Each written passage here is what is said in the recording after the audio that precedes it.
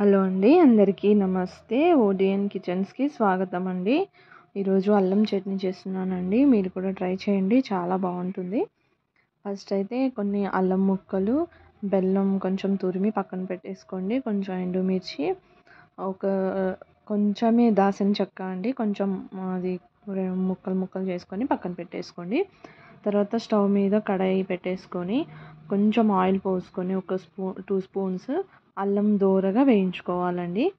పచ్చివాసన మొత్తం పోయేలాగా దాసిన చెక్క, అల్లం వేసి దోరగా వేయించుకోవాలండి. అవి కొంచెం వేగాక పక్కకు తీసేసుకోవాలి. తీసుకొని అదే కడాయిలో మనం ఎండుమిర్చి కూడా వేసి వేయించాలండి. అది తిప్పుతానే ఉండాలండి ఎండుమిర్చిని అయితే, లేకపోతే మాడిపోతూ ఉంటుంది. ఆయిల్ ఏం అవసరం లేదండి. మనం ఇప్పుడు అల్లం వేయించిన ఆయిల్లోనే ఇది సరిపోతుంది. ఆయిల్ వేయాల్సిన అవసరం లేదు. ఇంకా అట్లా తిప్పుతూనే ఉండాలండి. ఒక 20-30 ఎండుమిర్చి తీసుకోండి, బాగుంటుంది టేస్ట్. అవి కొంచెం దోరగా వేగాక తీసి పక్కన పెట్టేసుకోండి.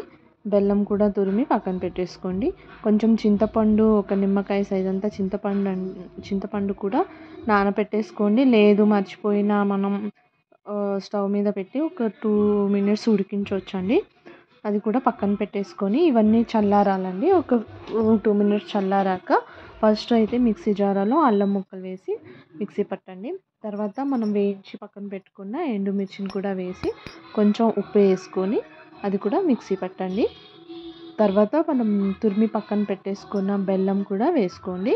ఆ బెల్లం కూడా వేసుకొని కొంచెం ఒకసారి మిక్సీ పట్టేసి చింతపండు రసం కూడా పోసుకొని మిక్సీ పట్టేసుకోండి. తర్వాత కొంచెం వాటర్ పోసుకుంటూ ఒక మిక్సీ పట్టుకోవాలండి. మరీ ఎక్కువ పోసేయకూడదు. కొంచెం ఒక 1/2 కప్పు అంతే సరిపోతుందండి క్వాంటిటీ అయితే. 1/2 కప్ వాటర్ వేసుకొని ఒక 2 నిమిషాలు అది మిక్సీ మెత్తగా వచ్చేదాకా మిక్సీ పట్టేసుకోవాలి. తర్వాత స్టవ్ మీద కడాయి పెట్టేసి కొంచెం ఆయిల్ వేసుకోండి. ఒక 3 స్పూన్స్ ఆయిల్. తర్వాత కొంచెం ఆవాలు, జీలకర్ర, ఎండుమిర్చి వేసుకొని అవి కొంచెం చిటపటలాడాక కొంచెం కరివేపాకు కూడా వేసుకోండి.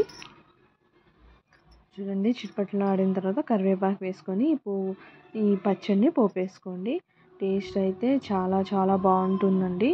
మీరు కూడా ట్రై చేయండి, ఎలా ఉందో కామెంట్ చేయండి. ప్లీజ్ నా యూట్యూబ్ ఛానల్ని సబ్స్క్రైబ్ చేసుకోండి. లైక్ చేయండి, షేర్ చేయండి.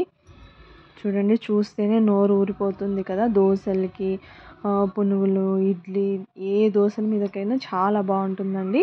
మీరు కూడా ట్రై చేయండి. టేస్ట్ అయితే చాలా బాగుంటుంది. Thanks for watching.